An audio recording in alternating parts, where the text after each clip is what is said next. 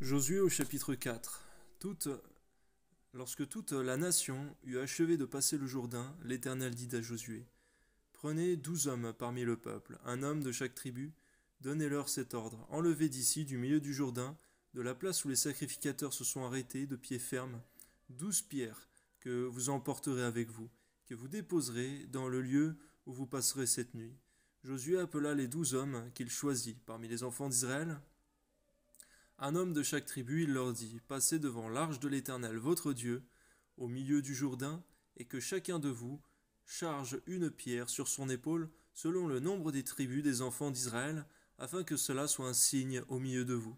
Lorsque vos enfants demanderont un jour que signifient pour vous ces pierres, vous leur direz, Les eaux du Jourdain ont été coupées devant l'arche de l'alliance de l'Éternel lorsqu'elle passa le Jourdain. Les eaux du Jourdain ont été coupées, et ces pierres seront à jamais un souvenir pour les enfants d'Israël.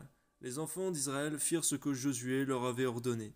Ils enlevèrent 12 pierres du milieu du Jourdain, comme l'Éternel l'avait dit à Josué. Selon le nombre des tribus des enfants d'Israël, ils les emportèrent avec eux et les déposèrent dans le lieu où ils devaient passer la nuit. Josué dressa aussi 12 pierres au milieu du Jourdain, à la place où s'étaient arrêtés les pieds des sacrificateurs qui portaient l'arche de l'alliance, et elles y sont restées jusqu'à ce jour. Les sacrificateurs qui portaient l'arche se tinrent au milieu du Jourdain jusqu'à l'entière exécution de ce que l'Éternel avait ordonné à Josué de dire au peuple, selon tout ce que Moïse avait prescrit à Josué. Et le peuple se hâta de passer. Lorsque tout le peuple eut achevé de passer, l'arche de l'Éternel et les sacrificateurs passèrent devant le peuple.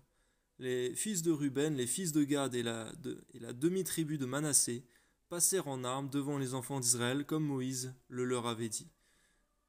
Environ 40 000 hommes équipés pour la guerre et prêts à combattre passèrent devant l'Éternel dans les plaines de Jéricho.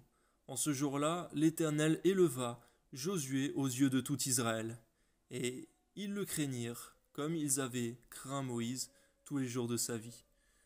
L'Éternel dit à Josué, ordonne aux sacrificateurs qui portent l'arche du témoignage de sortir du Jourdain.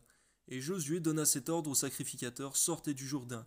Lorsque les sacrificateurs qui portaient l'arche de l'alliance de l'Éternel furent sortis du milieu du Jourdain, et que la plante de leurs pieds se posa sur le sec, les eaux du Jourdain retournèrent à leur place et se répandirent